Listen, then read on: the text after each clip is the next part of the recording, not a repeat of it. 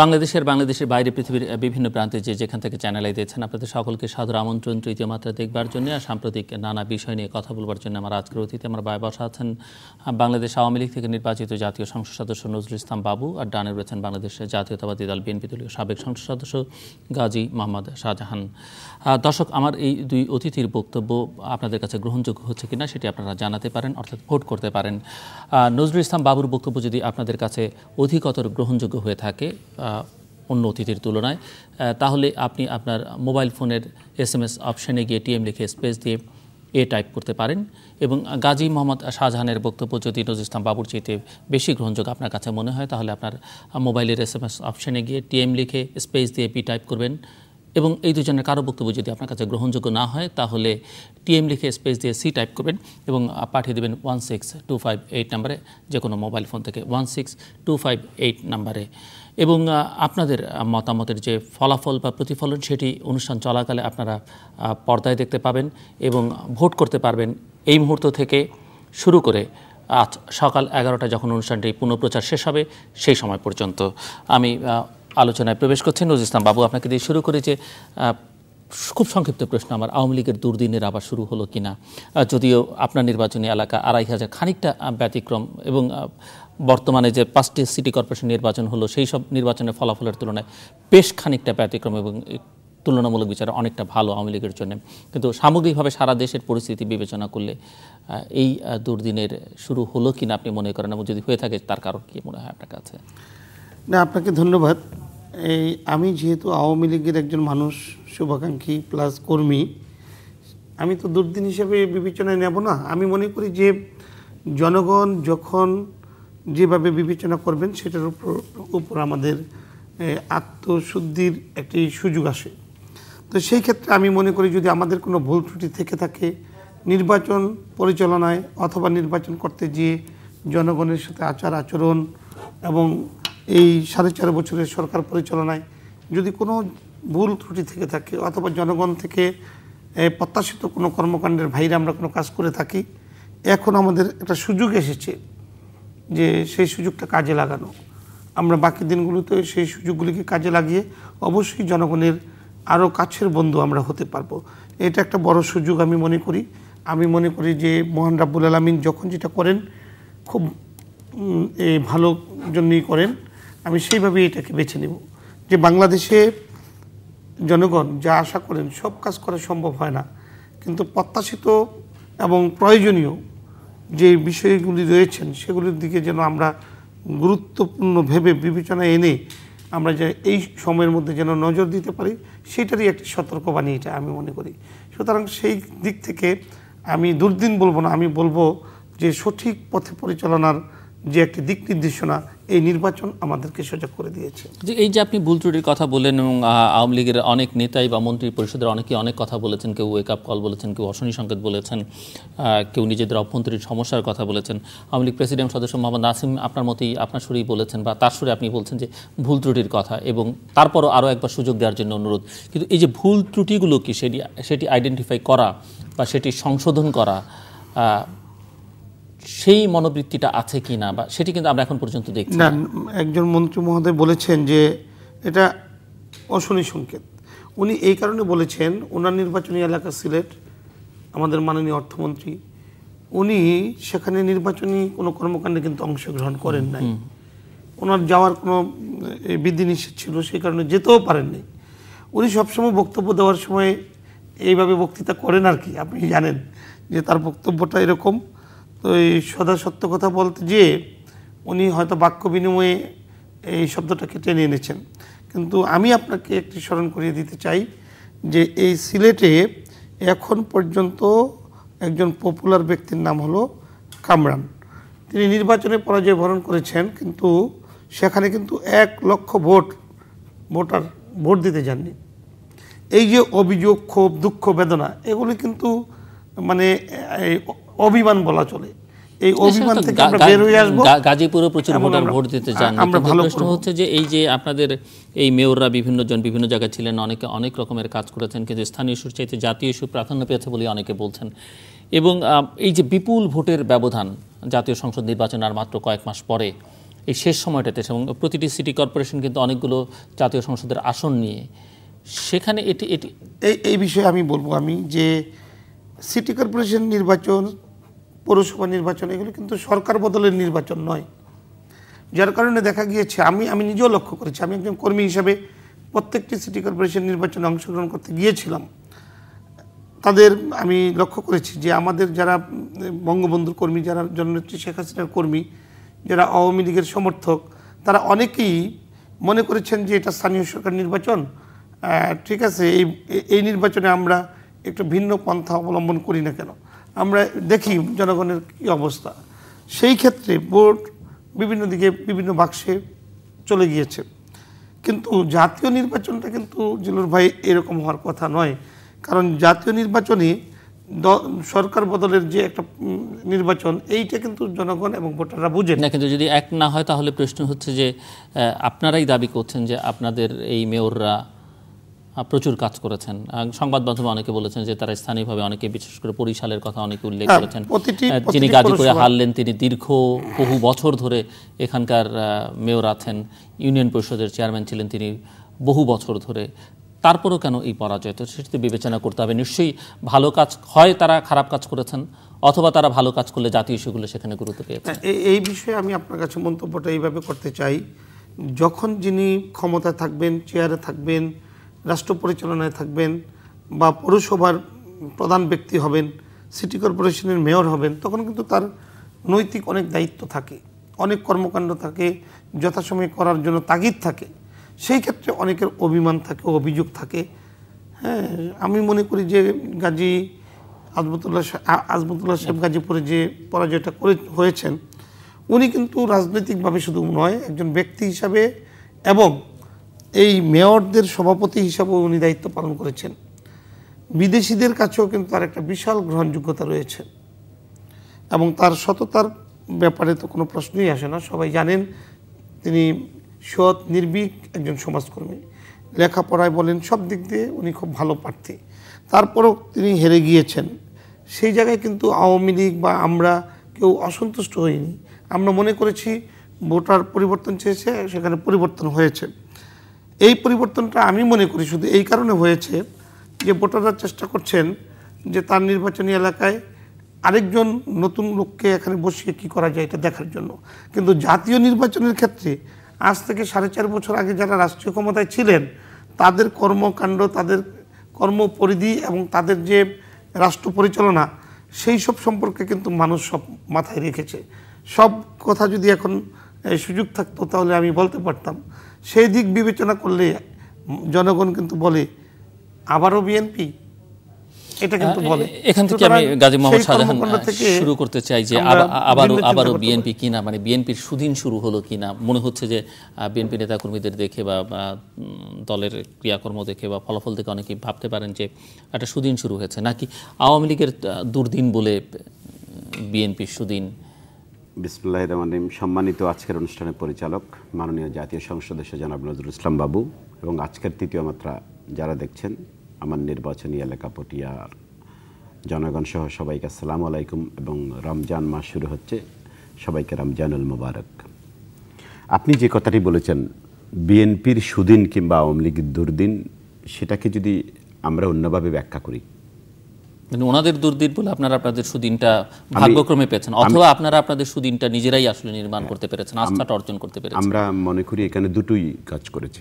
একটা হচ্ছে আমরা দীর্ঘদিন ধরে যেই কথাটি জনগণের সামনে বলে আসছি, প্রতিটি আওয়ামী লীগের একটা রাজনৈতিক বক্তব্য থাকে, বিএনপির একটা রাজনৈতিক বক্তব্য থাকে। সরকারি দলের রাজনৈতিক বক্তব্যের পাশাপাশি সরকারি দল জনগণের কাছে তাদের কিছু কর্মকাণ্ড তুলে ধরতে পারে, যেটা সাধারণত বিরোধী দল তুলে ধরতে পারে না। বিরোধী দল যতদিন বাংলাদেশে বিরোধী দল থাকে ততদিন তাদের রাজনীতিটাই জনগণের সামনে তুলে ধরতে পারে। আমরা মনে করি গত 4.5 বছরে আমাদের রাজনৈতিক অবস্থান, দেশনেত্রী বেগম খালেদা জিয়ার রাজনৈতিক অবস্থান, বিএনপি সহ বিরোধী দলের রাজনৈতিক অবস্থান এবং বক্তব্য, যেই বিষয়টি আমরা মাঠে জনগণের সামনে বোঝাতে চেষ্টা করেছি, সরকারের সমালোচনা করে যেই বিষয়টি জনগণকে বুঝিয়ে দিতে চেষ্টা করেছি, আমরা মনে করেছি আমাদের বক্তব্যটা সঠিক ছিল, জনগণ সেটা বুঝতে পেরেছে। এটাকে যদি আপনি বিএনপির সুদিন হিসেবে ব্যাখ্যা করেন কিংবা আওয়ামী লীগের দুর্দিন হিসেবে ব্যাখ্যা করেন, সেটা করতে পারেন। তারপর আরেকটি ব্যাপার, যেই ব্যাপারটি আমার কাছে মনে হয়েছে সেটি হচ্ছে, আমি যে কথাটি বললাম, সরকারি দল জনগণের সামনে বোঝাতে চেষ্টা করে যে সরকারি দলের কিছু কর্মকাণ্ডটা তাদের একটা সুযোগ থাকে। সরকারি দলের কর্মকাণ্ডগুলো জনগণের কাছে গ্রহণযোগ্য হয় নাই। একটি সরকারকে কিভাবে পরিচালনা করা উচিত কিংবা জনগণের পক্ষে সরকার কিভাবে কাজ করা উচিত, আমার মনে হয় সরকার সেই কাজগুলো করতে সম্পূর্ণরূপে ব্যর্থ হয়েছে বলেই জনগণ সিদ্ধান্ত নিয়েছে। এই কথাটি শুধু আমি একজন বিরোধী দলের মাঠ কর্মী হিসাবে নয়, যদি একজন সাধারণ যেভাবে যে দৃষ্টিকোণ থেকে বিচার করি না কেন, আমরা মনে করি কি সাধারণত সিটি কর্পোরেশন এলাকাগুলোতেই যারা ভোট প্রদান করে তারা রাজনৈতিকভাবে অধিকতর সচেতন ব্যক্তি অন্যান্য এলাকার চেয়ে, এটা মনে করাটা স্বাভাবিক। এই সচেতন জনগণ যখনই একটা অবস্থান নিতে চেষ্টা করে, এরা কারো আবেগতাড়িত কথায় কিংবা হুট করে কোনো একটি বক্তব্য কিংবা কোনো একটা ঘটনার পরিপ্রেক্ষিতে পরিস্থিতিগত সিদ্ধান্ত নিয়ে সাধারণত সিটি কর্পোরেশনের নির্বাচক মণ্ডলী সিদ্ধান্ত গ্রহণ করে না। তারা অধিকাংশ ভোটার বুঝে শুনে, সব কিছু বুঝে এখন কি কাজটি করা উচিত, এখন কোন কাজটি করা উচিত নয় এবং কোনটি তাদের উপলব্ধিতে সঠিক বাস্তবসম্মত মনে হয় সেটি তারা মনে করে, এবং সেটারই প্রতিফলন ঘটেছে গত 5টি সিটি কর্পোরেশন নির্বাচনে। কি বিবেচনা ছিল সবচেয়ে আমার মনে হয় দুটো বিষয় সবচেয়ে বেশি বিবেচনা ছিল। আমি যদি একজন মাঠকর্মী হিসেবে বিবেচনা করি, প্রথম যেই বিষয়টি বিবেচনায় ছিল সেটি হচ্ছে সরকারি দলের কর্মকাণ্ডে জনগণ সন্তুষ্ট ছিল না। দলের কর্মকাণ্ডে, সরকারের কর্মকাণ্ডে জনগণ, বাংলাদেশে সরকার থেকে দল খুব একটা বিচ্ছিন্ন থাকে না, আবার বাংলাদেশ আওয়ামী লীগ যখন ক্ষমতায় থাকে সেই বিচ্ছিন্নতার পরিমাণ একেবারেই থাকে না, মিশে যায় সরকারের সাথে দল। তো সরকারি দলের কর্মকাণ্ড বলতেই দলের কর্মকাণ্ড, সেই কর্মকাণ্ডে জনগণ সন্তুষ্ট ছিল না এবং সরকারি দল সে কারণে বিভিন্ন জায়গায় যে বিভিন্ন ব্যাখ্যা দিয়েছেন সেই ব্যাখ্যাগুলোতেও জনগণ সন্তুষ্ট ছিল না। ইভেন আমার মনে হয় নির্বাচনের পরাজয়ের পরেও তারা যে ব্যাখ্যাগুলো দিচ্ছেন, এক একজন নেতা এক কথা বলছেন, সেটাতেও জনগণ সন্তুষ্ট। এটাতে আমি বিএনপির কর্মী হিসেবে আমার কিছু যায় আসে না। আমার মনে হচ্ছে এটা জনগণ সন্তুষ্ট নয়। জনগণ আওয়ামী লীগের প্রতি সন্তুষ্ট না থাকলে সেটা আমার পক্ষে আমি লাভ মনে করব। আমি যেটা প্রথম যে জিনিসটা মনে করলাম। দ্বিতীয় যেই বিষয়টি আমি মনে করলাম সেটি হচ্ছে, আমাদের পুরো গত প্রায় 3-3.5 বছরের রাজনীতিতে একটি বিষয়কে সব জায়গায় হাইলাইট করার চেষ্টা করেছি, সেটি হচ্ছে নির্বাচনটা তত্ত্বাবধায়ক সরকারের অধীনে হওয়া উচিত, দল নিরপেক্ষ সরকারের অধীনে হওয়া উচিত। আমাদের প্রতিটি কর্মকাণ্ডের নিউক্লিয়াস ছিল, সেটা কেন্দ্রবিন্দু ছিল এটা। আমরা এটাকেই সর্বতভাবে হাইলাইট করার চেষ্টা করেছি। আমরা এটার জন্য অনেক জায়গায় অনেক কিছু, সেটি তো আপনারা করেছেন আপনাদের ক্ষমতায় যাবার জন্য, কিন্তু বাংলাদেশের জনগণের কি আসলে আওয়ামী লীগ বা বিএনপির ক্ষমতায় থাকা না থাকায়, কারণ জনগণ তো ওই যে একবার আপনাদেরকে ভোট দিচ্ছে, আবার প্রত্যাখ্যান করছে, আবার ওনাদেরকে দিচ্ছে, আবার প্রত্যাখ্যান করে আপনাদের দিকে ঝুঁকে পড়ছে, কোনো বিকল্প নেই বলে। কিন্তু জনগণের সমস্যা কি আপনারা তুলে ধরতে পেরেছেন বলে মনে করেন? আমি আপনার কথাটা আংশিক, মূল ইস্যু হচ্ছে পুরোটা মেনে নেব না, আংশিক মনে নেব। এই কারণে অবশ্যই আমি ক্ষমতায় যেতে চাই, আমি রাজনৈতিক দল হিসেবে আমি ক্ষমতায় যেতে চাই, এটা সত্য, এটা অস্বীকার করার উপায় নাই। প্রশ্ন হচ্ছে কেন যেতে চান, ক্ষমতায় কেন যেতে চাই। তো ক্ষমতায় কেন যেতে চাই সে কথার একেবারে সর্বজন বিদিত যে উত্তর, আমি জনগণের কল্যাণে, সামাজিক কল্যাণে কাজ করতে বলেই ক্ষমতায় যেতে চাই। সেটি আমরা দেখছি না, আমরা যেমন এই যে টিআইবির সর্বশেষ জরিপ যেটি দেখছি, আমি আপনার বাবুও বলবেন যে বাংলাদেশের এই প্রথমবারের মতো সবচেয়ে দুর্নীতিগ্রস্ত বলা হচ্ছে রাজনীতিক দল।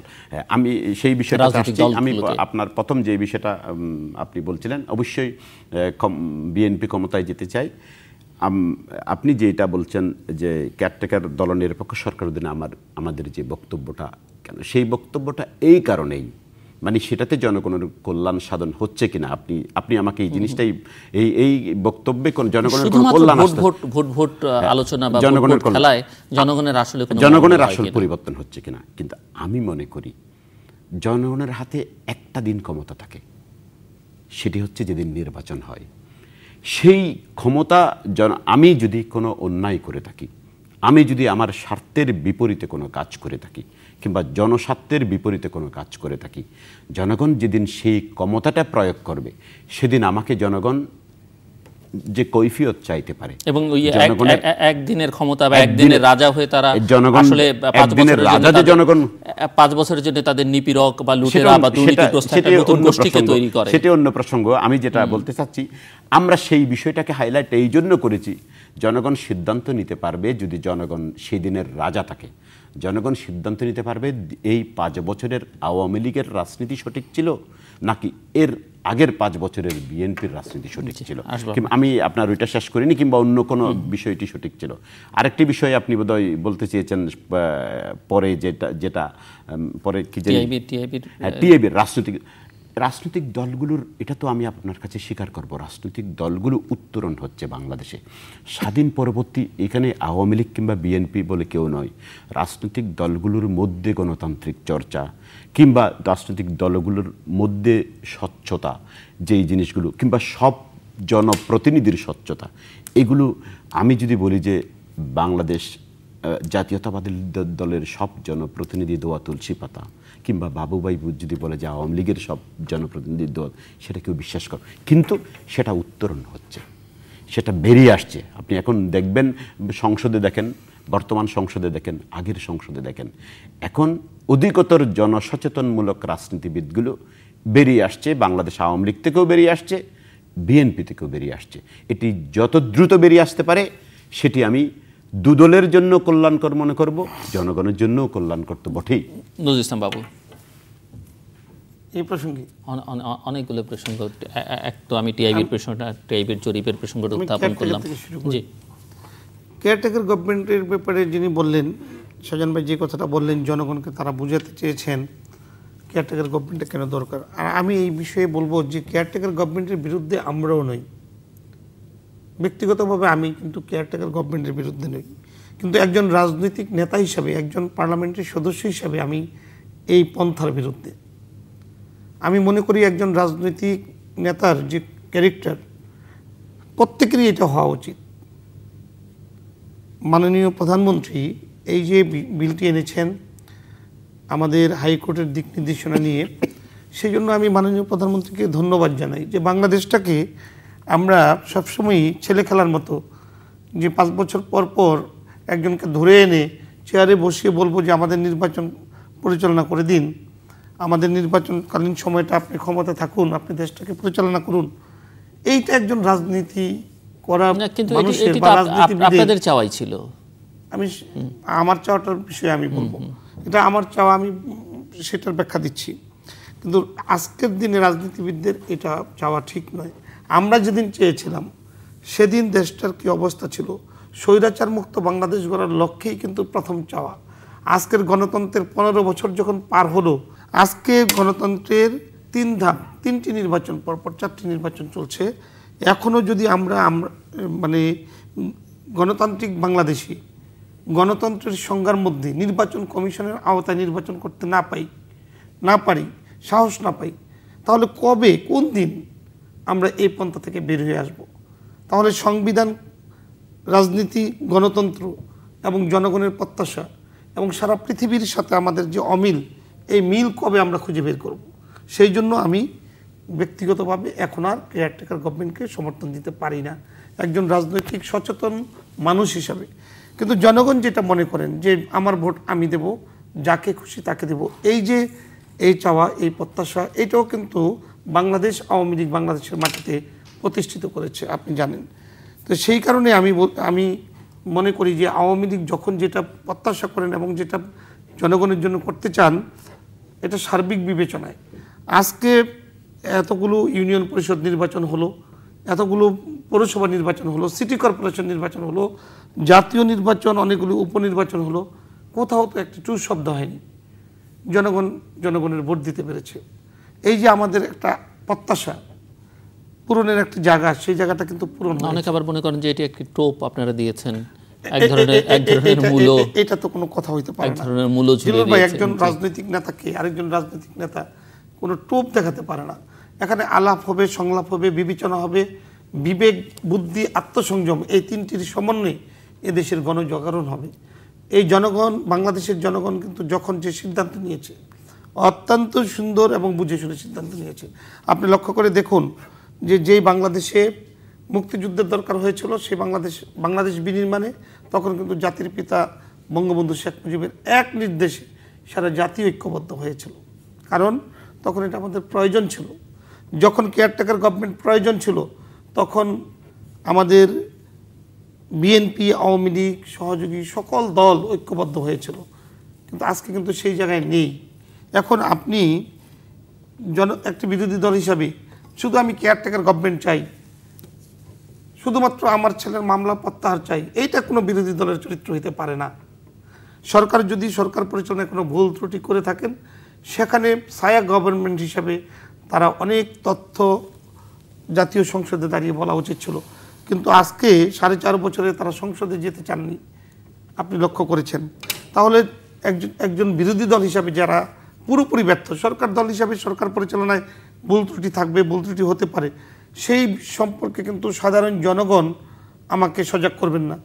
সাধারণ জনগণের পক্ষে এই বিরোধী দলই জাতীয় সংসদে কথা বলার কথা। সেই জায়গায় যে তারা এই এই এই কাজ থেকে বিরত ছিলেন, জনগণের এই চাওয়া পাওয়া থেকে অনেক দূরে ছিলেন, সেটা আমি মনে করি অপরাধের শামিল। কারণ এই রাষ্ট্রের টাকায় জাতীয় সংসদ সদস্যরা বিভিন্ন রকম ভাতা নিচ্ছেন, জাতীয় সংসদের সদস্য হিসাবে বেনিফিশিয়ারি প্রজেক্টে তারা নিজেরা নিশ্চয়ই নাম লিখিয়েছেন, কিন্তু কাজের বেলায় আমরা করছি না।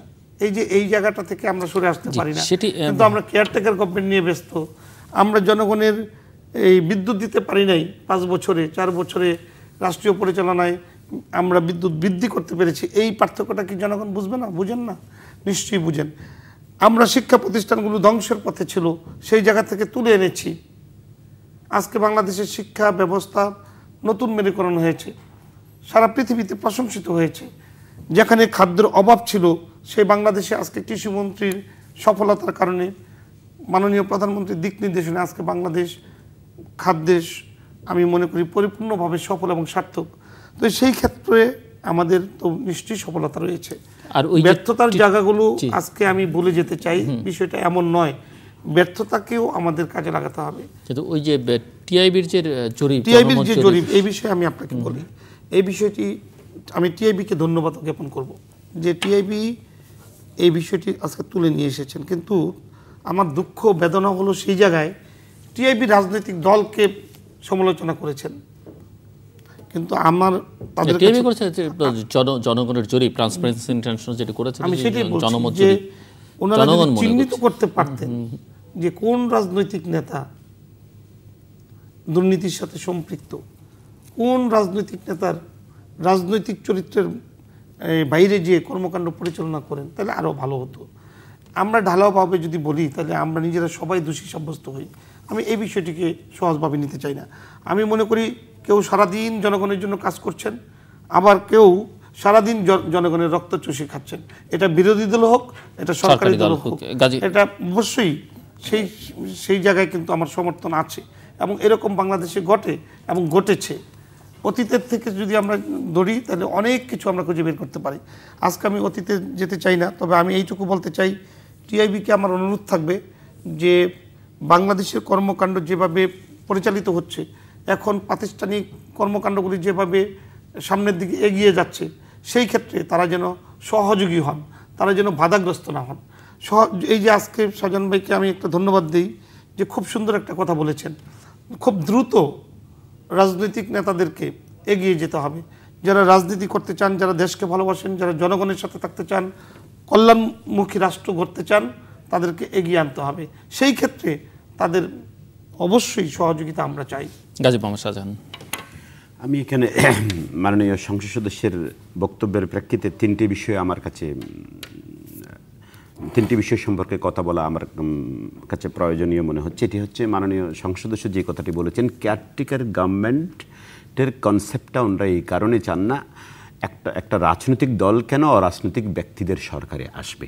এটি উনি বোঝাতে চেয়েছেন। আরেকটি উনি বলেছেন বাংলাদেশ আওয়ামী লীগের সরকারের অধীনে নিরপেক্ষ নির্বাচন হয়েছে, আপনি এটাকে টোপ বলেছেন। আমি ওটাকে আপনি কেউ কেউ বলেছে, এভাবে বলেছেন। আমিও টোপ বলছি, কিন্তু কেন বলছি সেটা বলতে চাচ্ছি। আরেকটি বিষয় উনি বলেছেন, সেটি হচ্ছে যে আমরা সরকারের বিভিন্ন জায়গায় যে সতর্ক, বিরোধী দলকে একজন শ্যাডো গভর্নমেন্ট হিসাবে যেই কতগুলো সতর্ক বার্তা দেওয়া উচিত সেগুলো আমরা প্রপারলি দিতে পারছি না। আমি যদি প্রথমটা আপনি যদি সঙ্গত কারণে একজনের রাজনৈতিক দলের কর্মী হিসাবে আমিও চাইব না, কিংবা আপনিও চাইবেন না কোনো অরাজনৈতিক ব্যক্তি এসে আমার গণতান্ত্রিক ধ্যান ধারণার সঙ্গে যায় না, সম্পৃক্ত নয়, সেটা কখনোই কেউ চাইব না।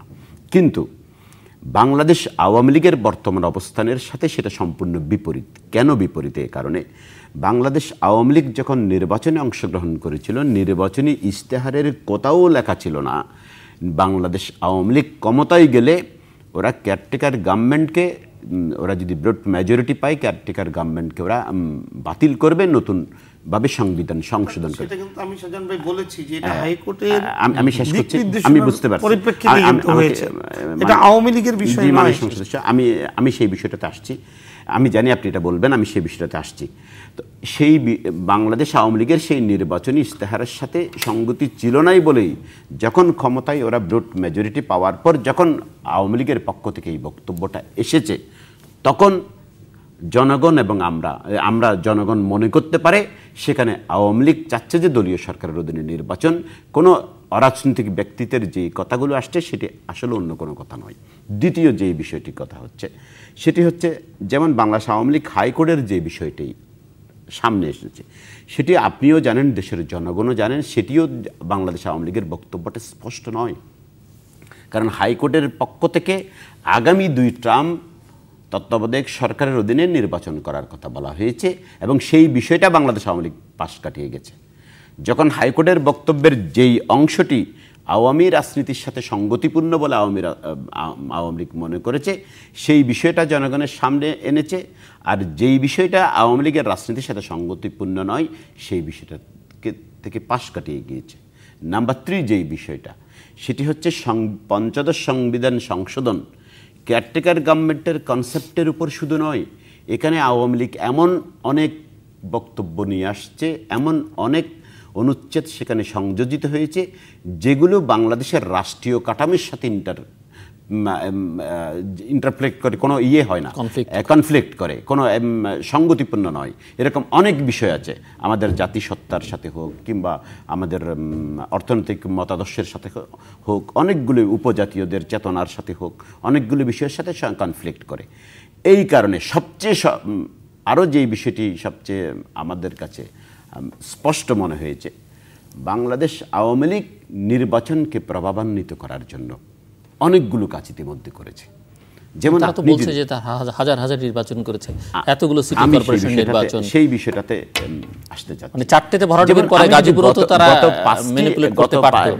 নিকট অতীতে যে 5টি সিটি কর্পোরেশন নির্বাচন, সেই সিটি কর্পোরেশন নির্বাচনকে যদি বাংলাদেশ আওয়ামী লীগ কেউ বলে যে ম্যানিপুলেট করে নাই, আমি এটা বিশ্বাস করব না। কেন বিশ্বাস করব না? আমরা সেনাবাহিনী চেয়েছি, আপনারা সেটার বিরুদ্ধে বলেছেন। আপনারা কেন?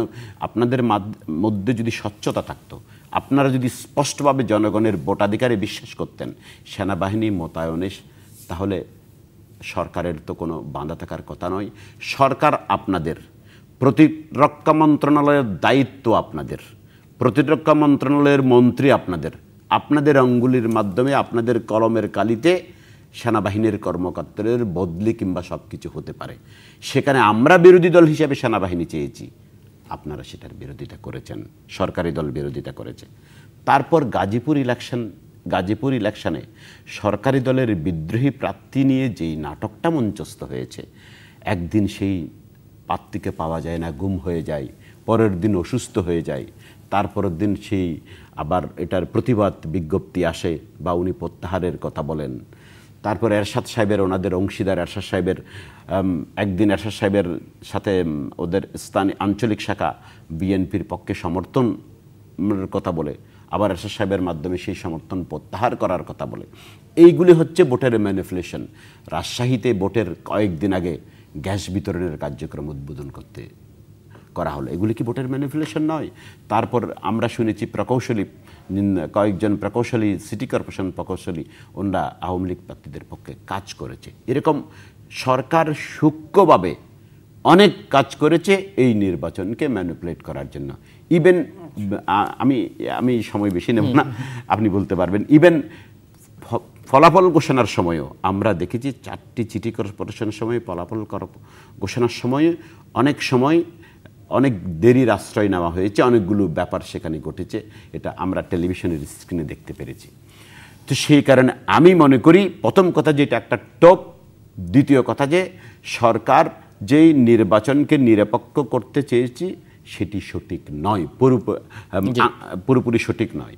তারপর খুব সংক্ষেপে শেষ করতে চাচ্ছি আমি, সেটি যেই বিষয়টি উনি বলেছেন, 1 মিনিটে শেষ করছি। উনি বলছেন বিরোধী দল সতর্কবার্তা। বিরোধী দল সতর্কবার্তা অনেকবার বলেছে, আমরা বলেছি, আপনাদের খেয়াল আছে কিনা জানি না, যখন আপনি বিদ্যুতের কথা বলেছেন বলে আমি বলছি, বিদ্যুতের কথা বলে আপনারা কুইক রেন্টালের কথা যখন বলেছিলেন, আমরা তখন স্টেটমেন্ট দিয়ে বলেছিলাম এই কুইক রেন্টালের মাধ্যমে জনগণের বিদ্যুৎ সমস্যার সমাধান হবে না।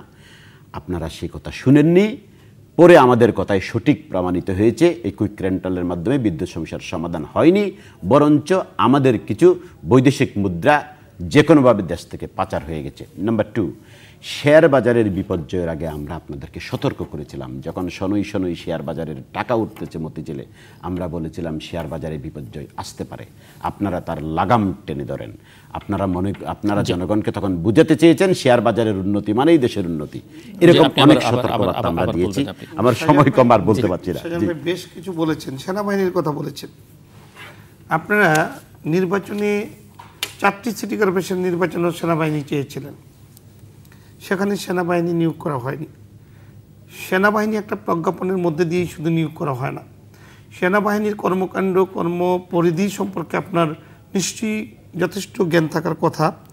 সেই ক্ষেত্রে আপনি ভুল করছেন আমি মনে করছি, যে নির্বাচনে সিটি কর্পোরেশন নির্বাচনে সেনাবাহিনী নিয়োগ করে নির্বাচন করতে হবে দেশটা এমন জায়গায় কিন্তু তলিয়ে যায়নি।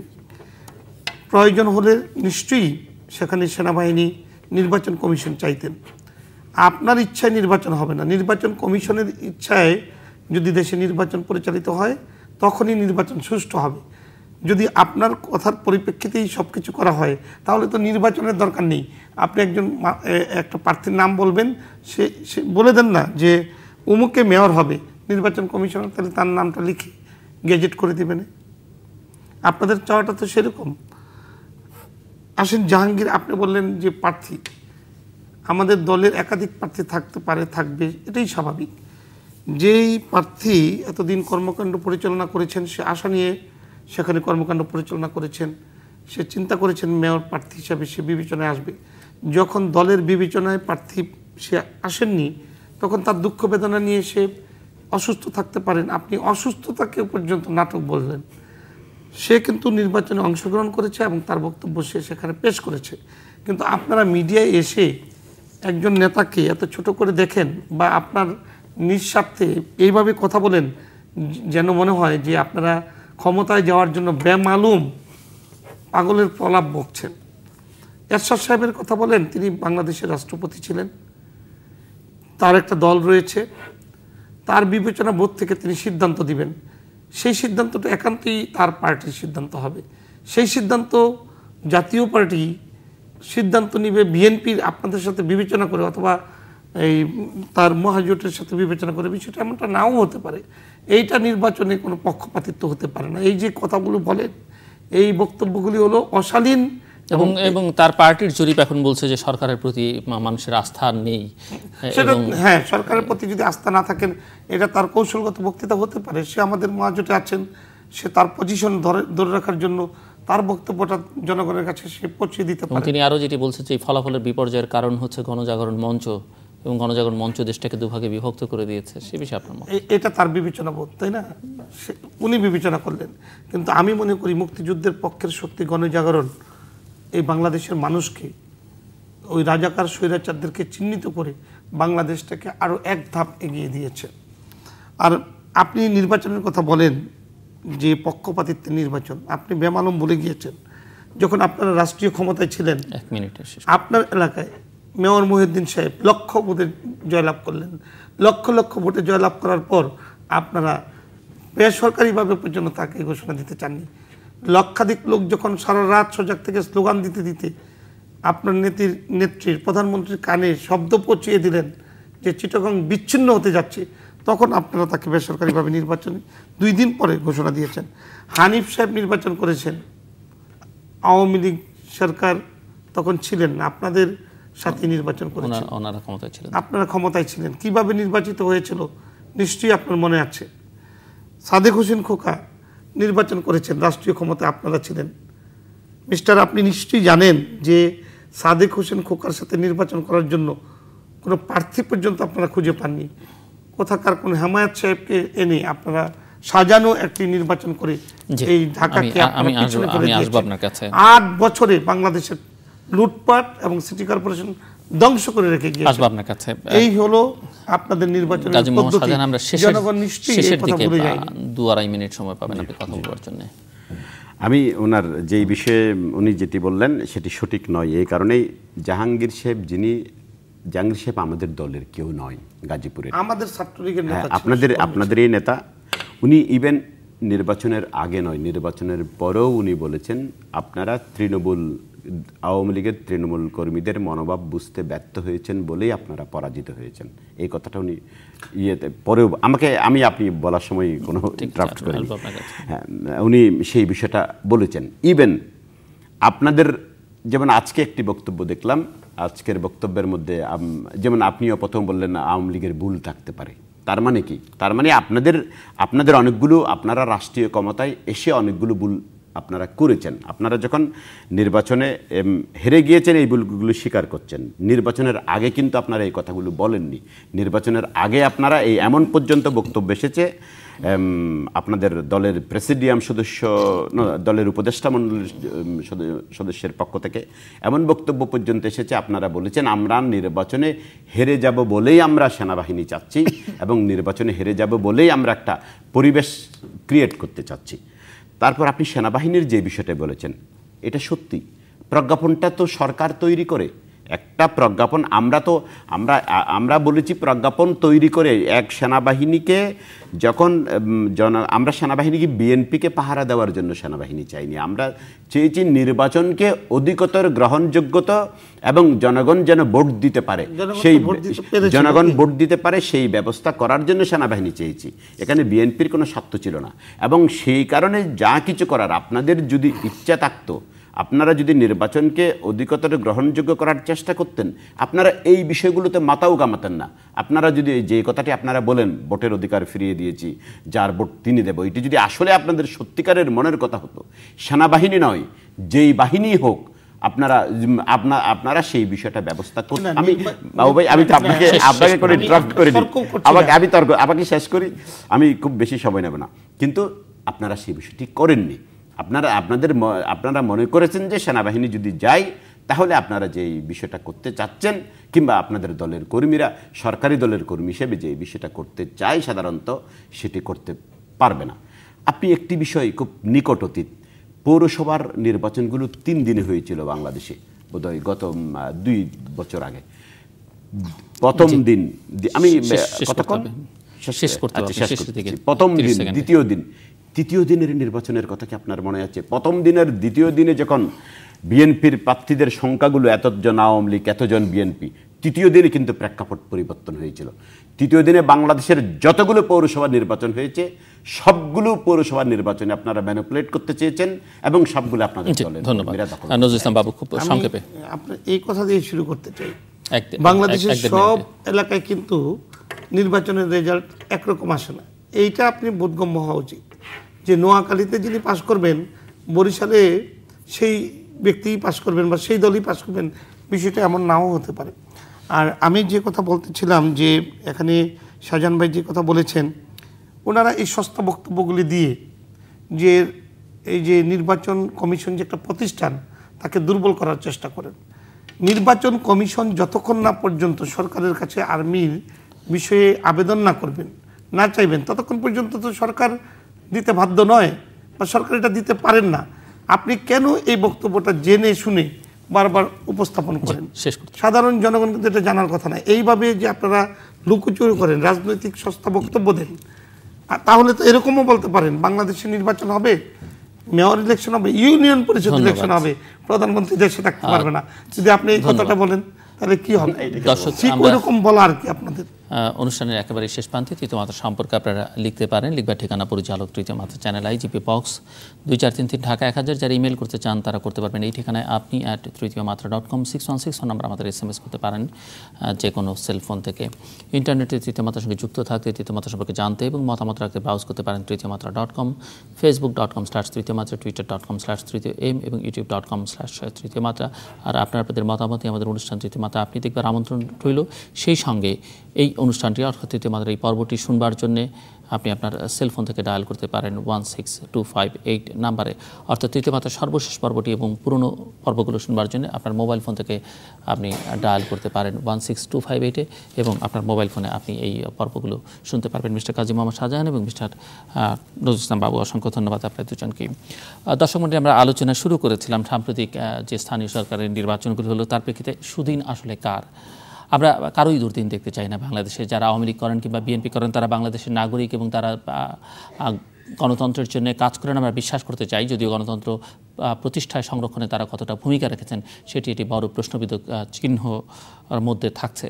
কিন্তু তারপর কথা বলতে হবে যে গণতন্ত্র চাইলে রাজনৈতিক দল লাগবে এবং সেখানে সরকারি দল থাকবে। সরকারি দল থাকলেই কেবল চলবে না, সেখানে একটি শক্তিশালী বিরোধী দলও লাগবে।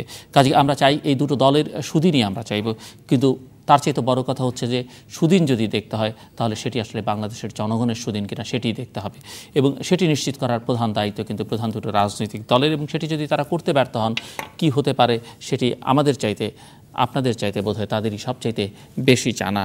যাই হোক, আজকে আর কথা না বাড়াই, রমজান মাসের প্রথম দিন আজকে এবং এই রমজান মাসে অনুষ্ঠানটা কিছুটা সীমিত পরিসরে আমাদেরকে নিয়ে আসতে হয়েছে এবং রমজানের পরে আবার স্বাভাবিক অর্থাৎ নির্ধারিত পরিমাণ যে সময় সেই সময়ে অনুষ্ঠানটি প্রচারিত হবে। কিন্তু এই সময়টাতে আমরা কিছুটা সংক্ষিপ্ত করে এই অনুষ্ঠানটি প্রচার করব। আর রমজানের প্রথম দিনে আপনাদের সবাইকে পবিত্র রমজানের শুভেচ্ছা এবং এই মাসটি আমাদের প্রত্যেকের কথায়, আচরণে, চিন্তায় সংযম থাকুক এটি আমাদের প্রত্যাশা। দর্শক আমাদের সাথে থাকবার জন্য অসংখ্য ধন্যবাদ। আপনাদের সবার জন্য শুভকামনা।